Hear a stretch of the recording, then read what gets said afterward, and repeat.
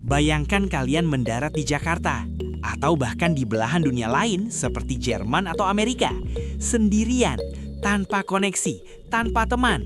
Orang bilang itu namanya merantau jadi orang asing. Tapi buat orang Batak, konsep orang asing itu mitos. Di suku kita, gak ada istilahnya kalian sendirian di tengah keramaian.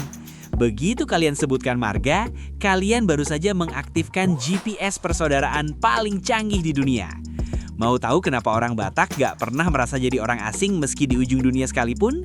Mari kita bongkar rahasianya.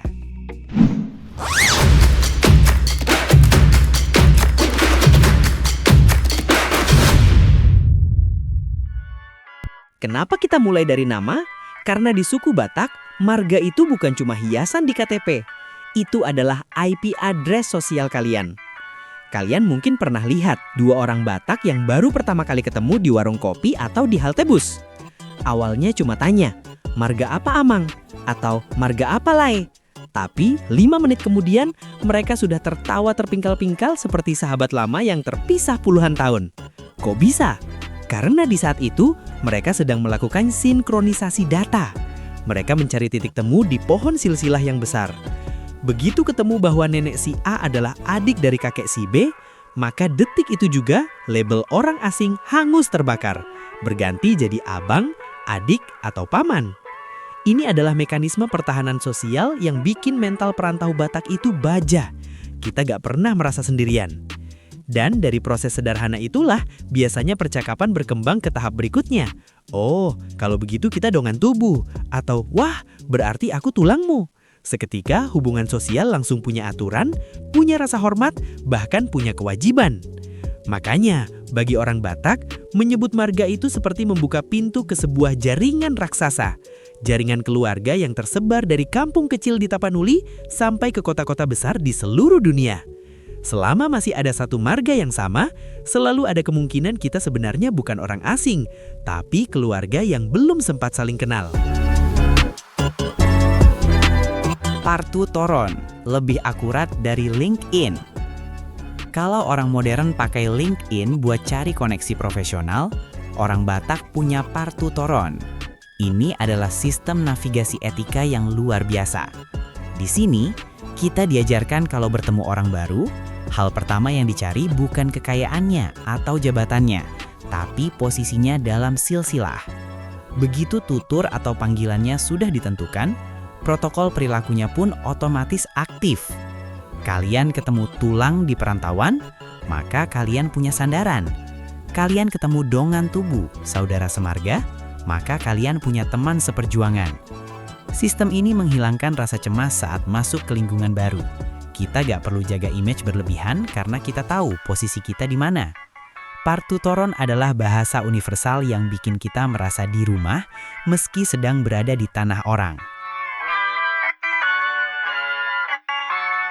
Dalihan Natolu, jaring pengaman sosial. Ayo kita bahas mesin penggeraknya, Dalihan Natolu. Ini bukan sekedar teori filosofi yang membosankan. Ini adalah aturan main yang bikin komunitas kita tetap solid di tanah rantau. 1. Somba Marhula-hula, mengajarkan kita untuk rendah hati dan hormat. 2. Elek Marboru, mengajarkan kita untuk menyayangi dan mengayomi. 3. Manat Mardongan Tubuh, mengajarkan kita untuk selalu waspada dan menjaga harmoni dengan sesama saudara. Prinsip inilah yang dibawa ke tanah rantau. Makanya jangan heran kalau ada orang Batak yang sukses, dia bakal narik saudara-saudaranya yang lain untuk ikut sukses. Kenapa? Karena sukses sendirian itu gak asik kalau gak bareng saudara. Inilah yang membuat invisible connection kita begitu kuat. Kita punya jaring pengaman sosial yang gak tertulis, tapi sangat terasa nyata. Mental, anak Medan, dan adaptasi tanpa batas. Selain sistem silsilah, ada satu lagi yang bikin kita nggak pernah jadi orang asing. Karakter. Gaya bicara yang tegas, apa adanya, dan penuh energi, atau yang sering kita sebut gaya anak Medan, itu adalah cara kita berkomunikasi dengan dunia. Kita nggak suka basa-basi yang terlalu panjang sampai bikin jarak. Kita lebih suka langsung ke inti. Gaya aku, kau itu bukan berarti kasar, tapi justru bentuk keakraban yang muncul lebih cepat. Dalam budaya Batak, keterus-terangan itu tanda kejujuran. Kita bicara jelas supaya orang lain tahu posisi kita, dan kita juga bisa cepat membaca karakter mereka. Makanya, sering terjadi, baru kenal sebentar, tapi obrolannya sudah seperti teman lama. Ada tawa keras, debat kecil, saling goda, tapi semuanya cair. Karena buat kita, komunikasi itu bukan sekedar kata-kata, tapi juga energi. Gaya inilah yang membuat banyak perantau Batak cepat beradaptasi dimanapun mereka berada. Di kantor, di pasar, di kampus, bahkan di luar negeri, karakter yang terbuka dan percaya diri itu membuat orang lain cepat merasa akrab. Inilah salah satu alasan kenapa orang Batak bisa bertahan di profesi apapun, dari pengacara, supir bus, dosen, sampai menteri. Kita membawa satu keyakinan sederhana, dunia ini seperti panggung besar, dan di panggung itu sebenarnya tidak ada orang asing, yang ada hanya saudara yang belum sempat kita kenal saja. Jadi, buat kalian semua, baik yang Batak maupun bukan, ada pelajaran berharga di sini. Dunia akan terasa jauh lebih ramah kalau kita memandang setiap orang sebagai potensi saudara, bukan sebagai ancaman atau orang asing. Konsep stranger itu cuma ada di pikiran. Di hati kita, semua orang punya tempat. Jangan pernah takut melangkah jauh, jangan pernah takut merantau. Karena silsilah dan budaya akan selalu jadi kompas yang menuntun kalian pulang ke pelukan saudara.